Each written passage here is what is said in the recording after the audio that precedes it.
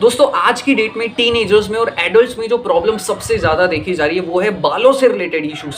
बालों का पतला होना, बालों का झड़ना, बालों का टूटना, गंजापन, प्री मेच्योर हेयर ग्रेइंग यानी कि कम उम्र में बालों का सफ़ेद हो जाना। ये जो प्रॉब्लम है ये हमारे इंडिया में, ये हमारे भारत देश में ये प्रॉब्लम्स बहुत बहुत तेज़ी से बढ़ते जा रहे हैं। सो आज की इस वीडियो में हम ये बात करेंगे कि क्यों हमारे देश में ये प्रॉब्लम बढ़ रही है, क्यों हमारे बाल झड़ रहे हैं कम उम्र में, क्यों हमारे बाल टूट रहे हैं, क्यों हमें गंजापन हो रहा है। इन सारी प्रॉब्लम्स के बारे में हम बात करेंगे, उनके सॉल्यूशंस के बारे में बात करेंगे, उसके पीछे क्या रीज़न है उसके बारे में हम बात करेंगे। सो अगर आप इस प्रॉब्लम को लेकर इंटरेस्टेड हो या आप बालों से रिलेटेड अपनी प्रॉब्लम को समझना चाहते हो, उसे क्योर करना चाहते हो, तो इस वीडियो को ज़रूर देखिएगा।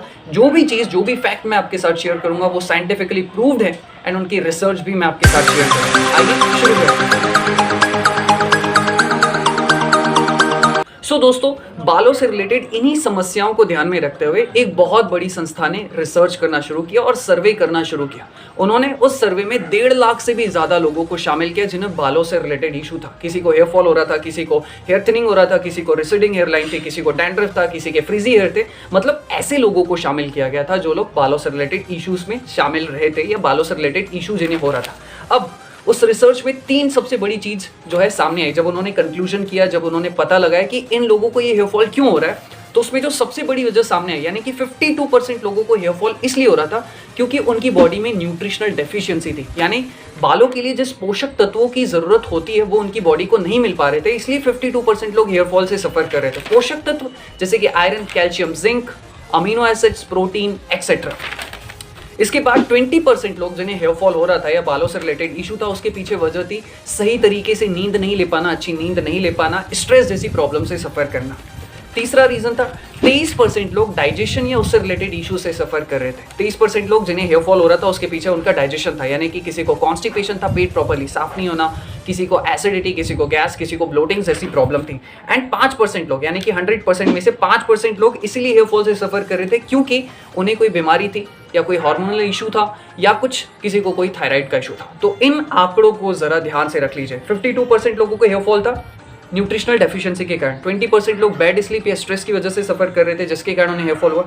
23% लोगों को हेयर फॉल डाइजेशन इश्यूज़ की वजह से हुआ एंड 5% लोगों को बीमारी की वजह से, हाइजीनिक की वजह से, थायराइड की वजह से या हार्मोनल इश्यूज़ की वजह से हेयर फॉल हो रहा था। इन आंकड़ों को ज़रा ध्यान से देख लीजिए। सो दोस्तों, अगर आप हेयर फॉल से सफ़र कर रहे होंगे या हेयर थिनिंग की प्रॉब्लम से सफ़र कर रहे हैं, बाल झड़ना, बाल पतले होना जैसी प्रॉब्लम से सफ़र कर रहे हैं, तो इस रिसर्च के जरिए ये जो सर्वे हुआ था इससे हमको 3 चीज़ें समझ में आती हैं कि अगर आप आपकी इस प्रॉब्लम को रोकना चाहते हो तो आपको 3 चीज़ों पर तो ज़रूर काम करना है। सबसे पहला जो चीज़ हमारे सामने आया था वो था 52% लोग न्यूट्रिशनल डेफिशिएंसी से सफ़र कर रहे थे। ये एक सबसे बड़ा रीज़न है। मैं आपको बताना चाहता हूँ कि अगर आपको हेयर फॉल हो रहा है, हेयर थिनिंग हो रहा है, तो इसका सबसे बड़ी वजह है न्यूट्रिशनल डेफिशिएंसी।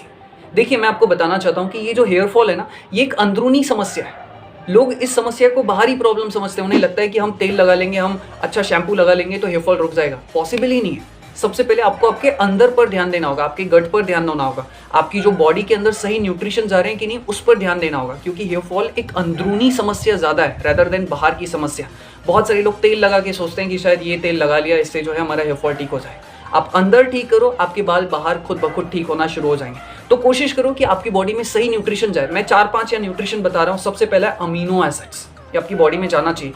ग्लाइसिन, मेथायोनिन, ल्यूसिन, ये कुछ इसेंशियल अमीनो एसिड्स होते हैं 7-8 जो हमारी बॉडी के लिए, हमारे हेयर्स के लिए बहुत ज़्यादा जरूरी है। दूसरा होता है आयरन, तीसरा होता है कैल्शियम, चौथा होता है जिंक। इसके अलावा भी बहुत सारे मिनरल्स हैं, लेकिन ये 3-4 न्यूट्रिएंट्स आपकी बॉडी में जाने चाहिए। ये बालों के लिए बहुत ज़्यादा जरूरी है। तो सबसे पहला अपनी बॉडी की न्यूट्रिशनल की जो नीड है उसे फुलफिल करो। मैं आपको एक और बहुत अच्छा फैक्ट बताना चाहता हूँ।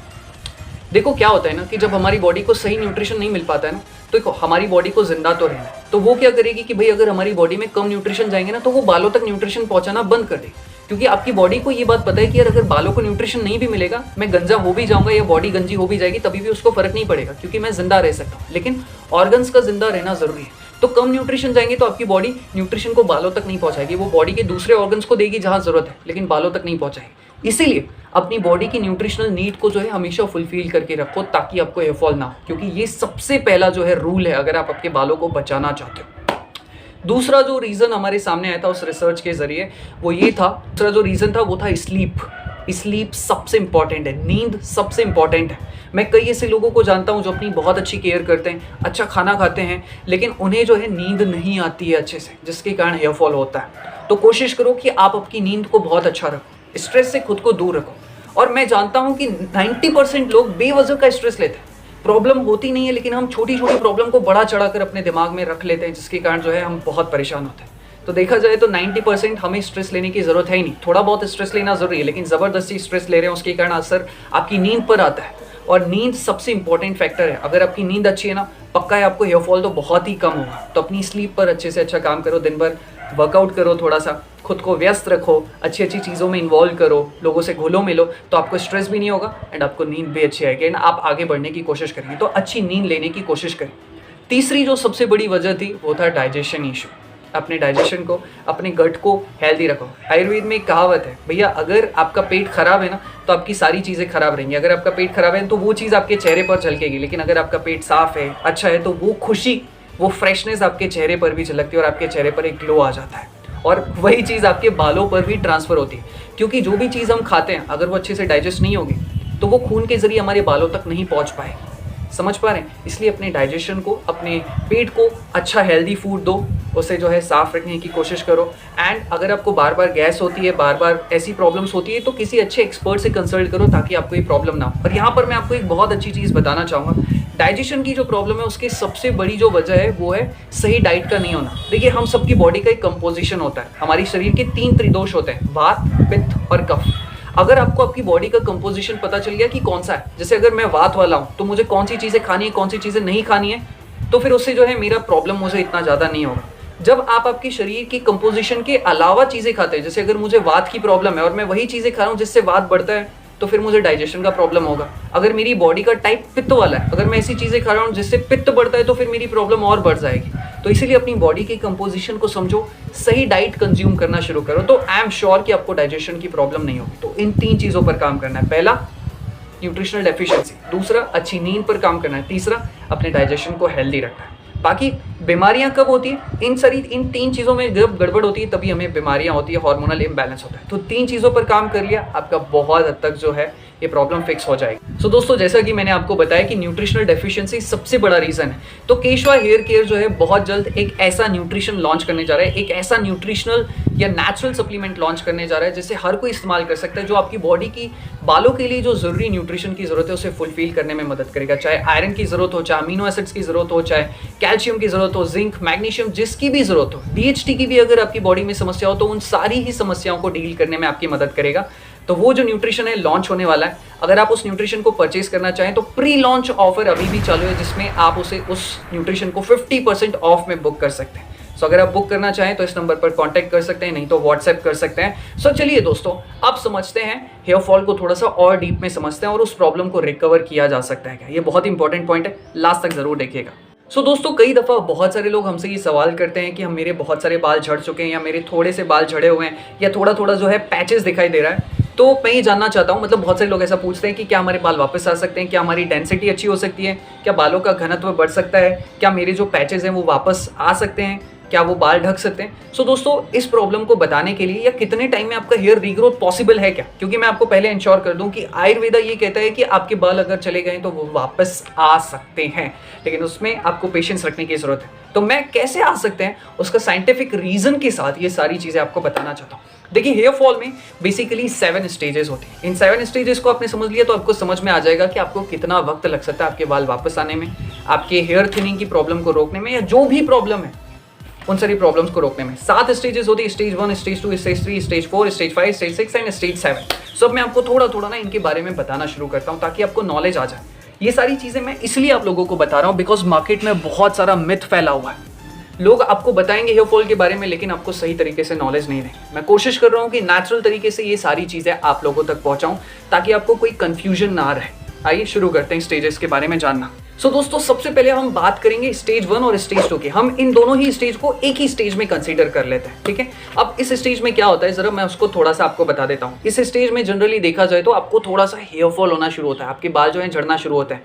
इस स्टेज में जनरली आजकल जो है बच्चे जिन्हें 20 साल, 30 साल, 23, 24, 25 के जो बच्चे हैं या जो टीनेजर्स हैं, उन्हें ये प्रॉब्लम बहुत ज़्यादा होती हुई दिखाई दे रही है। स्पेशली हमारे पास तो ये केसेस बहुत तेज़ी से आते हैं। तो इस स्टेज में क्या होता है कि जब आप नहाते हैं, आप शैम्पू लगाते हैं, तो आपको दिखता है अरे 2 बाल, 3 बाल, 4 बाल, 5 बाल, 6 बाल, 10, 15 जो बाल हैं वो कई दफ़ा आपके हाथों में आ जाते हैं। और आप इस चीज़ को लेकर थोड़े से परेशान हो जाते हैं कि अरे बाप रे, मुझे हेयर फॉल हो रहा है, अब मुझे क्या करना चाहिए। तो इस स्टेज में जो है आपको हल्का हल्का हेयर फॉल दिखना शुरू हो जाता है। लोग इस चीज़ को नोटिस नहीं कर पाते, लेकिन आप इस चीज़ को नोटिस कर पाते हैं। क्यों? क्योंकि आपको पता है। लोग इसलिए नोटिस नहीं कर पाते हैं क्योंकि आपको शुरुआती दौर में हेयर फॉल हो रहा होता है। तो शुरुआती दौर में क्योंकि आपकी स्कैल्प में बहुत सारे बाल होते हैं, तो थोड़े से बाल अगर निकल भी जाएं, लगभग 10-15 बाल या 2-3% बाल, तो किसी को पता नहीं चलेगा सिवाय आपके। तो इस स्टेज में होता ये है, प्रॉब्लम इसलिए होती है बिकॉज आपके जो हेयर फॉलिकल्स हैं वो थोड़े थोड़े डीएक्टिवेट होना शुरू हो जाते हैं। मतलब 5%, 6%, 10% जो आपके हेयर फॉलिकल्स हैं डीएक्टिवेट हो जाते हैं, जिसके कारण उनकी हेयर से जो पकड़ होती है वो धीरे धीरे ढीली हो जाती है एंड आपके बाल झड़ना शुरू हो जाते हैं। सो अगर इस स्टेज में आपने आपका न्यूट्रिशनल डेफिशिएंसी को फुलफिल कर लिया, स्ट्रेस से खुद को दूर रख लिया, एक्सरसाइज करना शुरू कर दिया, तो आई एम श्योर सही प्रोडक्ट्स का इस्तेमाल किया, ये नहीं कि गलत शैम्पू लगा रहे हो, गलत चीज़ों का इस्तेमाल कर रहे हो, तो आप जो हो 3 से 4 महीनों के अंदर 100% इस प्रॉब्लम को रोक सकते हो। पॉसिबिलिटी है कि आपके जो बाल गए हैं वो भी वापस आ सकते हैं अकॉर्डिंग टू आयुर्वेदा। सो इस स्टेज में आप खुद पर भी अपने ऊपर काम कर सकते हो, लेकिन कोशिश ये करो कि अगर आप एक्सपर्ट की सलाह ले लो तो आप इस प्रॉब्लम को जल्दी डील कर सकते हो या सॉल्व कर सकते हो। सो आप अपने लेवल पर करते हो तो थोड़ा सा ध्यान रख कर करो। अगर आप हमारी सलाह लेना चाहो, कंसल्ट करना चाहो, तो हमारी पेड सर्विसेज अवेलेबल हैं। तो आप इस नंबर पर कांटेक्ट करके भी आपकी इस प्रॉब्लम के बारे में बता सकते हो। हमारे एक्सपर्ट या मैं खुद पर्सनली आपकी इस प्रॉब्लम को डील करने में आपकी मदद कर सकता हूँ। सो दोस्तों, अब बात करते हैं स्टेज 3 और स्टेज 4। इन दोनों भी स्टेज को हम एक ही स्टेज में कंसीडर कर लेते हैं। अब इस स्टेज में क्या होता है, जरा मैं उसका थोड़ा सा आपको स्पेसिफिकेशन दे देता हूँ। इस स्टेज में आपको थोड़ा सा हैवी हेयर फॉल होता है। जहाँ पहली स्टेज में, दूसरी स्टेज में आपको जो है 7-8 बाल, 10-15 बाल जो हैं झड़ रहे होते हैं, लेकिन स्टेज 3 और स्टेज 4 में आपके 20, 25, 30, 40 बाल झड़ना शुरू हो जाते हैं या उससे भी ज़्यादा बाल झड़ने शुरू हो जाते हैं। आपको हल्का हल्का जो है रिसीडिंग हेयर लाइन होना शुरू हो जाता है, यानी कि आपके जो बाल हैं वो पीछे की तरफ जाने लगते हैं और आपकी स्कैल्प में हल्के फुल्के जो है पैचेस भी आना शुरू हो जाते हैं। और लोग आपकी इस प्रॉब्लम को नोटिस करना शुरू कर देते हैं क्योंकि आपके पैचेस दिखाई देना शुरू हो जाते हैं, क्योंकि आपको जो है रिसीडिंग हेयर लाइन का प्रॉब्लम होना शुरू हो जाता है। अब इस स्टेज में अगर आप इस प्रॉब्लम को रोकना चाहें तो इसमें जो है सबसे बड़ी प्रॉब्लम होती है वो होती है स्ट्रेस की। सबसे बड़ी जो वजह होती है वो होती है स्लीप की। अगर आपने आपकी स्ट्रेस पर काम कर लिया, अपने स्ट्रेस को थोड़ा सा डाउन करना शुरू कर दिया, अपनी स्लीप पर काम करना शुरू कर दिया, और सबसे बड़ी बात अपनी न्यूट्रिशनल डेफिशिएंसी को फुलफिल कर दिया, जिस न्यूट्रिशन की ज़रूरत है उसे फुलफिल कर दिया, तो मैं दावे के साथ कह सकता हूँ, और फिजिकल एक्टिविटी को भी इंक्लूड करना ज़रूरी है क्योंकि उसी से जो है ब्लड सर्कुलेशन एनहेंस होगा।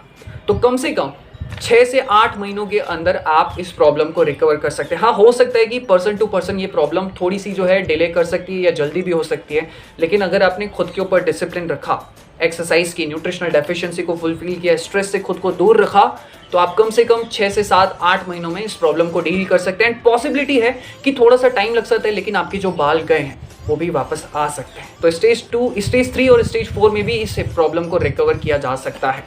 सो दोस्तों, अब बात करते हैं स्टेज 5 और स्टेज 6 की। इस स्टेज में तो आप लोग समझ ही गए हैं कि आपकी जो रिसीडिंग हेयर लाइन है वो थोड़ी डीप हो जाती है, जिससे लोगों को आसानी से समझ में आ जाता है कि भैया इस बंदे को जो है बालों का प्रॉब्लम हो चुका है अच्छा खासा। आपको जो है आपके हेयर फॉल बहुत हद तक हो चुके होते हैं, जिसके कारण बहुत सारी जगहों पर बाल्ड पैचेस दिखना शुरू हो जाते हैं, गंजापन जो है दिखना शुरू हो जाता है। स्पेशली ये जो क्राउन वाला हिस्सा होता है यहाँ पर तो आपके बाल बहुत ही कम हो जाते हैं। तो समझ में आ जाता है कि भैया ये जो है बालों के अंतिम कगार होने की स्टेज पर पहुँच चुका है। इस स्टेज में क्या होता है मैं आपको बताता हूँ कि हमारे जो हेयर फॉलिकल्स हैं वो ऑलमोस्ट 50% से ज़्यादा डीएक्टिवेट हो जाते हैं। कई दफ़ा 60% होता है, कई दफ़ा 70% भी हो जाता है स्टेज 5 और स्टेज 6 में। तो डीएक्टिवेट होने के कारण बाल उगने के चांसेस बहुत कम हो जाते हैं। मैं इम्पॉसिबल नहीं कह रहा हूँ, लेकिन डीएक्टिवेट हो जाते हैं। अब उन्हें फिर से एक्टिवेट करने के लिए आपको बहुत समय लगता है। सो अब आप में से बहुत सारे लोग कहेंगे कि क्या इस स्टेज पे आकर फिर से बालों का उगना पॉसिबल है? तो दोस्तों, मैं कहना चाहूँगा कि पॉसिबल तो है, मुश्किल है, लेकिन पॉसिबल इम्पॉसिबल नहीं है। ये चीज़ मैं आप लोगों को कह रहा हूँ। अगर आप किसी एक्सपर्ट की गाइडेंस के अंदर, इस स्टेज में आपको एक्सपर्ट को हायर ही करना पड़ेगा अगर आप आपके बालों को सही तरीके से उगाना चाहते हो, लाना चाहते हो। तो मैं गारंटी नहीं दे सकता, लेकिन मुझे विश्वास है कि ये किया जा सकता है क्योंकि आयुर्वेद कहता है ये पॉसिबल है, और मैं इस मामले में कभी मजाक नहीं करता। तो मैं ये कहूँगा कि अगर आप इस स्टेज पर हैं तो आप किसी कोच की गाइडेंस में, किसी एक्सपर्ट की गाइडेंस में जो है सलाह मशवरा करें और उनकी गाइडेंस में ये चीज़ करना शुरू करें।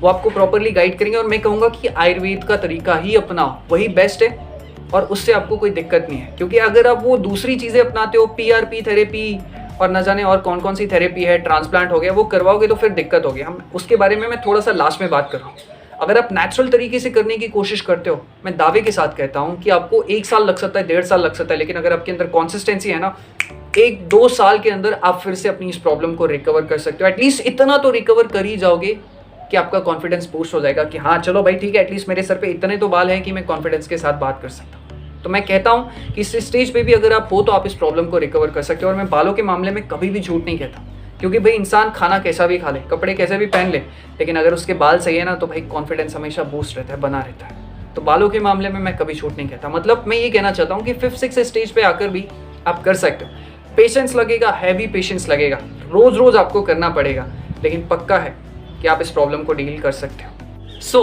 दोस्तों, अब फाइनली बात करते हैं स्टेज 7 की। मैं बहुत दुख के साथ ये चीज़ कहना चाहता हूँ कि अगर आप स्टेज 7 में सफ़र कर रहे हैं, स्टेज 7 में मतलब ऑलमोस्ट आप गंजे हो चुके हैं, आपके शायद ही साइड से बाल जो है आपको दिखाई देंगे कुछ इस तरीके के। देखिए, मैं किसी को चिढ़ा नहीं रहा, लेकिन मैं सिर्फ इतना कहना चाहता हूँ कि यार अब अगर आप स्टेज 7 पर पहुँच चुके हो, अभी भी आपकी इच्छा है कि मेरे बाल आ सकते हैं, नहीं आ सकते हैं, अगर आप इसका जवाब चाहते हैं तो मैं आपसे कहना चाहता हूँ कि मैं डेफिनेटली इसका सोल्यूशन लेकर आऊँगा। क्योंकि क्या होता है, इस स्टेज में जो है आपकी हेयर फॉलिकल्स ऑलमोस्ट डीएक्टिवेट हो गए। मुश्किल से 10 या 20% जो है आपकी हेयर फॉलिकल्स एक्टिवेट है, जिसके कारण आपके साइड में हल्के फुल्के बाल दिखाई देंगे। अदरवाइज तो बाल जो है वो पूरी तरीके से झड़ चुके हैं। अब आपके दिमाग में सवाल आ रहा होगा कि क्या मैं अगर स्टेज 7 पे हूँ तो क्या फिर से मेरे बाल आ सकते हैं? देखिए, बहुत मुश्किल है, बहुत ज़्यादा मुश्किल है, लेकिन मैं दावे के साथ कहता हूँ कि मैं डेफिनेटली इसका सोल्यूशन लेकर आऊँगा। हमारा जो फॉर्मुलेशन हमने तैयार किया है, जो केशवा हेयर केयर का जो सोल्यूशन है, उसमें हमने ऐसी चीज़ें भी डाली है कि उसमें हेयर फॉलिकल्स फिर से एक्टिवेट हो। लेकिन स्टेज 7 में कितनी जल्दी उसका फ़ायदा दिखेगा ये मैं नहीं कह सकता। तो अगर आप स्टेज 7 में हैं, आपके बाल ऑलमोस्ट झड़ चुके हैं, आप गंजेपन के शिकार हो ही गए, तो मैं ये चीज़ कहूँगा कि यार पहला तो आप इस प्रॉब्लम को एक्सेप्ट कर लो कि ठीक है मेरे बाल नहीं। देखिए, इसमें कोई बड़ी चीज़ तो है नहीं। दुनिया में आप बहुत सारे लोग को देखेंगे, बहुत सारे फेमस लोग जो चाहते तो ट्रांसप्लांट करवा सकते थे, लेकिन फिर भी उन्होंने ट्रांसप्लांट नहीं करवाया, क्योंकि उन्हें पता था कि यार वो जैसे हैं वैसे हैं। उन्होंने खुद को एक्सेप्ट किया और उन्होंने खुद का लुक चेंज किया। आप देख सकते हो हमारे देश में ऐसे बहुत सारे लोग हैं। आप रॉक का ले सकते हो, ड्वेन जॉनसन जिन्हें कहा जाता है, विन डीजल को देख सकते हो। बहुत सारे लोग हैं जो जिन्होंने गंजेपन का शिकार हुए, तो उन्होंने अपना लुक इस तरीके से चेंज किया कि वो पूरी तरह टकले हो गए। सो अगर आप टकले हो सकते हो तो अच्छी बात है, लेकिन उसके लिए आपको पर्सनालिटी भी मेंटेन करनी पड़ेगी। नहीं तो दूसरा ऑप्शन ये है कि भाई आप विग लगा सकते हो। भाई आजकल जो आप देखेंगे मार्केट में इजीली 3-4-5 हज़ार में जो है विग अवेलेबल हो जाती है, और विग जो है ऑलमोस्ट चल जाती है 5-6 साल तक। तो वो भी एक वर्थ है। अगर आपको फिर भी बाल लगाने हैं, बाल शो करने हैं, तो आप विग पहन सकते हो। लेकिन अगर आप मुझसे पूछो कि क्या हम PRP यानी कि प्लाज्मा थेरेपी करवा ले, हेयर ट्रांसप्लांट करवा ले, तो मैं कहूँगा उस थेरेपी के पीछे मत जाइएगा। क्योंकि उसका मैं रीज़न आपको बता देता हूँ। देखिए, प्लाज्मा रिस थेरेपी में आपके सर पर जो चीज़ की जाएगी ना, वो आपकी बॉडी के लिए उतनी सेफ़ नहीं है। लोग कहते हैं सेफ़ है, लेकिन मैं दिल के साथ कह सकता हूँ, अपने दिल पर हाथ रखकर कहता हूँ कि वो प्रॉब्लम, वो जो चीज़ है वो इतनी सेफ़ नहीं है। आपकी स्कैल्प के साथ छेड़छाड़ की जा रही है, देखा जाए तो ठीक है भाई, साइंस कहता है वो ठीक है, नहीं है, लेकिन मैं ये मानता हूँ कि वो चीज़ करना ठीक नहीं है। दूसरा, अगर आप हेयर ट्रांसप्लांट भी करवाएंगे तो यार देखो, इन सब के होने के, सक्सेसफुल होने के चांसेस हैं, लेकिन कम है। सक्सेसफुल हो भी गया तो भाई ज़रूरी नहीं है कि वो बाल हमेशा टिके रहेंगे। आपको हर 3-4 साल में या हर 2-3 साल में उसको बनाने के लिए, बनाए रखने के लिए आपको फिर से पैसे खर्च करने पड़ेंगे, लगाए रखने पड़ेंगे। तो आप अमीर भी हो ना, तो भी मैं आपको बोलूँगा कि आप उस चक्कर में मत पड़ो। आपका 3-4 लाख रुपए तो हर 2-3 साल में खर्च होता रहेगा। तो मेरे हिसाब से उस सोल्यूशन पर मत जाइए, क्योंकि अगर आपका हेयर ट्रांसप्लांट सक्सेसफुल हो भी गया तो फिर आपको एंटीबायोटिक्स की दवा लेनी पड़ेगी, क्योंकि जो उसके साइड इफेक्ट्स हैं उसे कम करने के लिए एंटीबायोटिक्स की दवा लेनी पड़ती है, कुछ और भी दवाई लेनी पड़ती है, बॉडी में सूजन बनी रहती है, स्कैल्प में सूजन भी बनी रहती है, कुछ ना कुछ ऐसा होता है। तो मैं कहूँगा कि आप उससे दूर रह सको तो अच्छी बात है। नेचुरली इस प्रॉब्लम को डील करो, वही चीज़ है। स्टेज 7 पे मैं यही कहूँगा, या तो आप टकले हो सकते हो तो अच्छी बात है, लेकिन फिर भी अगर आपको बाल रखना है, या अगर आप उस स्टेज में खुद को एक्सेप्ट कर लो, टकले नहीं होना है तो कोई दिक्कत नहीं, वो आपका पर्सनल मैटर है, मैं किसी को कह नहीं रहा। नहीं तो आप विग पहन सकते हो। ये आई थिंक मुझे लगता है विग पहनना भी एक अच्छा ऑप्शन हो सकता है, बिकॉज बहुत सारे बॉलीवुड सेलिब्रिटीज़ पहनते हैं। तो इसमें दिक्कत क्या है यार? अगर आप कॉन्फिडेंट दिखना चाहते हो, या आपकी बॉडी, आप दूसरों के बारे में मत सोचो। तो इस तरीके से जो है ये पूरा टॉपिक मैंने संपन्न किया। मुझे उम्मीद है कि इस चीज़ के ज़रिए, इस वीडियो के ज़रिए बहुत सारे लोगों को अच्छी चीज़ें समझ में आई होगी कि हेयर फॉल, बालों की प्रॉब्लम को कैसे दूर किया जा सकता है। इसी के साथ इस वीडियो को समाप्त करता हूँ। अगर आप हमसे कंसल्ट करना चाहें, हमारे एक्सपर्ट्स को, तो ये नंबर है। बाकी अगर आप हमारे उस न्यूट्रिशन को परचेज़ करना चाहते हो बालों के लिए, जो कि 100% नेचुरल है, हेयर फॉलिकल्स को एक्टिवेट रखने में मदद करता है, बालों की न्यूट्रिशनल डेफिशिएंसी को फुलफिल करता है, बायोटिन भी है उसमें, सब कुछ है। बालों के लिए जो भी चीज़ ज़रूरी है वो सब कुछ उसमें मिलेगा। सो अगर आप उसे बुक करना चाहें तभी भी आप कॉल कर सकते हैं। इसी के साथ इस वीडियो को समाप्त करता हूँ, और मैं दिल से आपके स्वास्थ्य की और आपके बाल हमेशा बने रहें उसकी कामना करता हूँ। Thank you. और हाँ, चैनल को सब्सक्राइब नहीं किया है केशवा हेयर केयर को, तो सब्सक्राइब कर लीजिए। हम इंस्टाग्राम, फेसबुक, यूट्यूब, लिंक्डइन जैसे अच्छे प्लेटफॉर्म्स पर अवेलेबल है।